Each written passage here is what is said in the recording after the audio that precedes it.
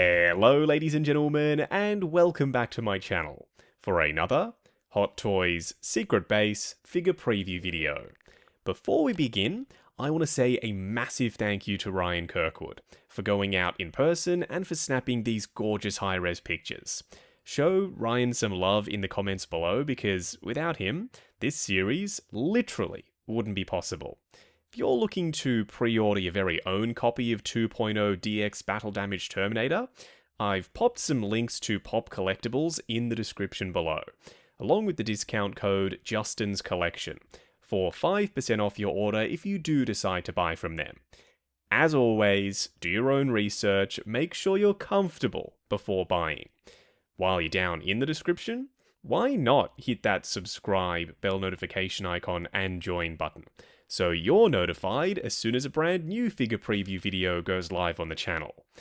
Now, if you're sitting here thinking, hang on a second, isn't this like Groundhog Day or something? Haven't you already made this video, Justin? Yeah, technically I did, but that was like an advanced figure preview video. They hadn't announced this figure yet, so it was pure speculation from start to end. I didn't know if the outfit was real leather. I didn't know if the arm was made of medical silicone. I still don't. More on that in just a minute.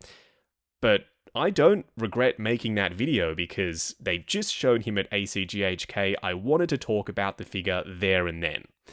Now that he has been officially announced, we can go into much more detail. Speaking of detail, the hands look great, and I speculated in the other figure preview video that they were just reused from the DX13.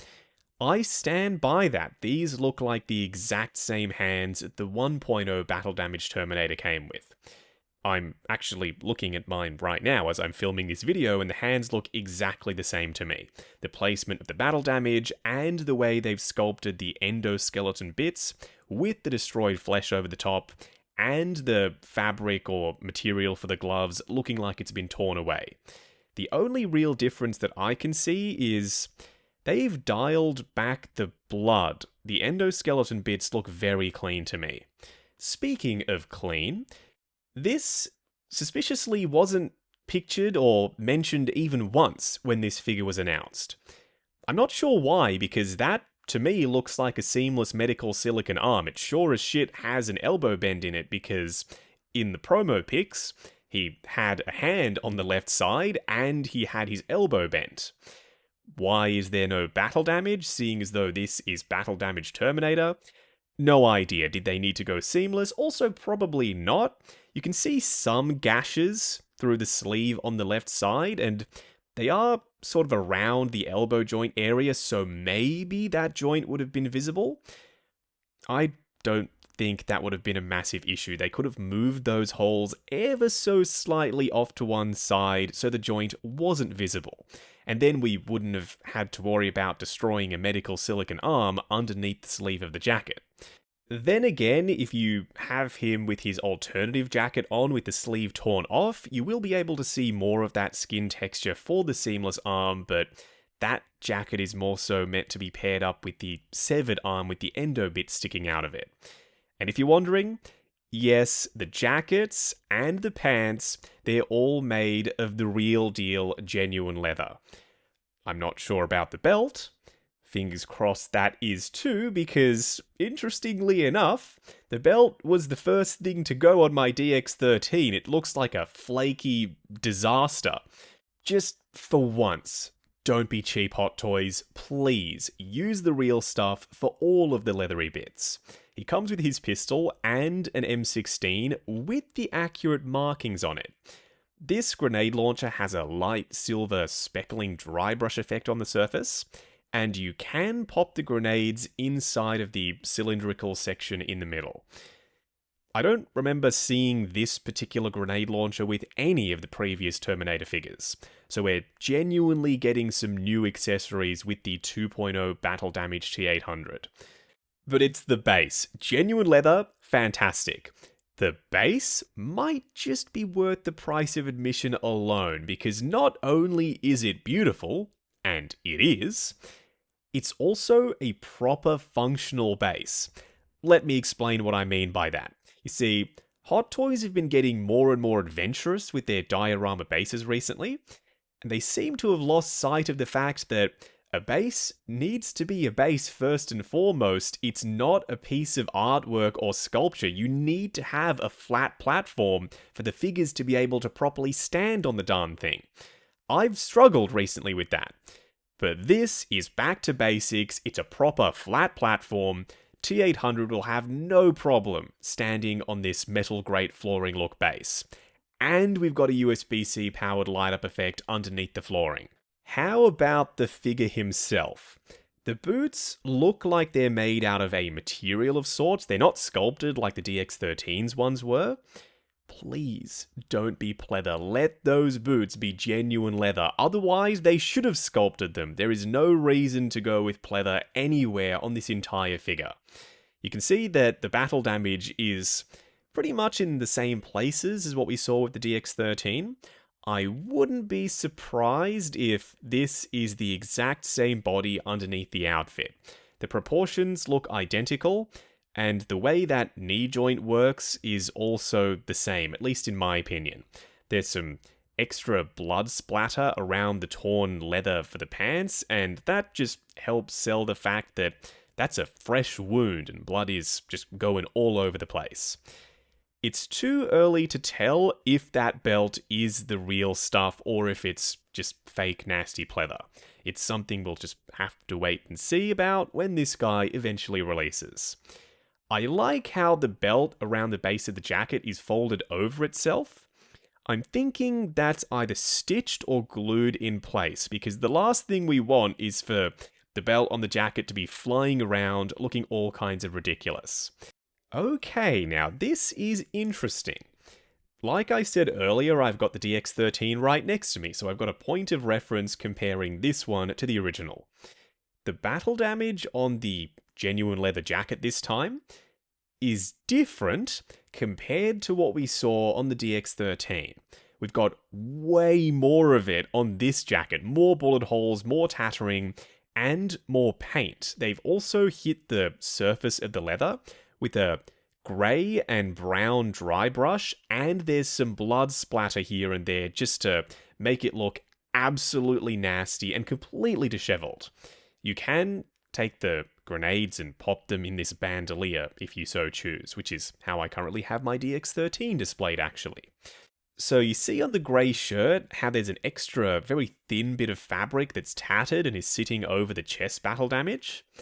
I'm curious to find out if that's going to make it all the way through to the final production piece, because trying to weather fabric like that at a factory is never easy.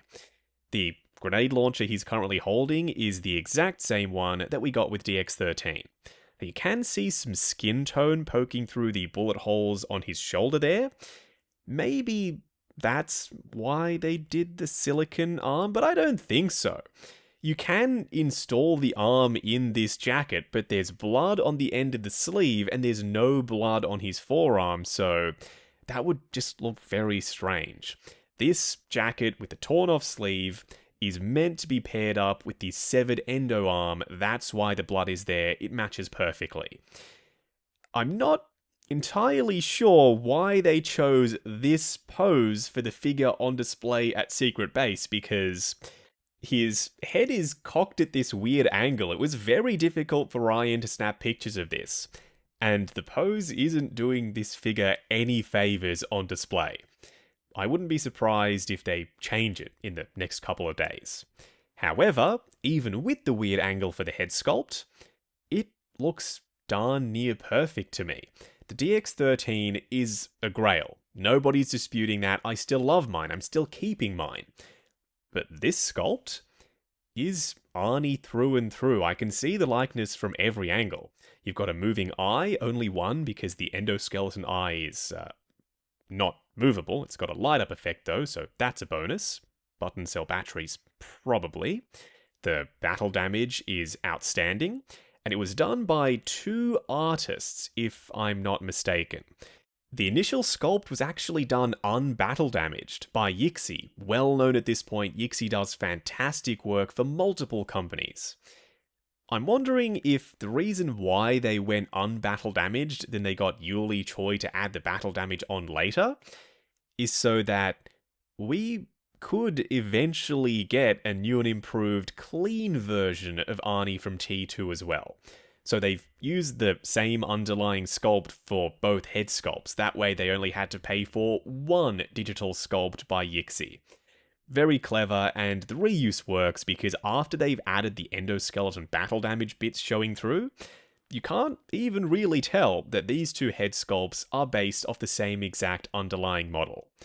The blood looks wet and glossy and like it's dripping down his face, and for this sculpt, we've got two moving eyes because no endoskeleton eye is visible. I'm genuinely struggling to pick which one of the sculpts is my favorite. I don't know which one I'm going to go with. Help me out. If you've got a preference one over the other, let me know which one you prefer down in the comments below. So now that we're at the end of the video, and I've made two of these on this Terminator, do I think it's a worthy upgrade over DX13? Well, that depends on you. If you don't have room for the deluxe version with the huge diorama base, but your DX13 is flaking, I would say, yeah, probably, because you don't want a figure that's going to deteriorate even further, surely. Some folks have said that the flaking actually suits DX13 because he's battle damaged anyway. I've never seen it like that, because there's a difference, in my opinion, between properly planned out intentional battle damage and flaking. That's just deterioration of the material. It's not supposed to be there, and it's not accurate to the look of the outfit from the movie. So if you've got flaking, yes, go for this 100%. If you don't like the head sculpts, however, and you don't have flaking, and you still just don't have room for the base, maybe stick with the DX13. It's still an outstanding representation of the T-800 from T2. I've got room for both.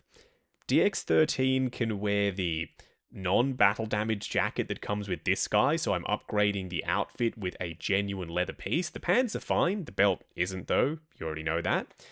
I can use one of the new head sculpts on DX13, and the other new head sculpt combined with the all-out battle damage jacket on the new DX-T800.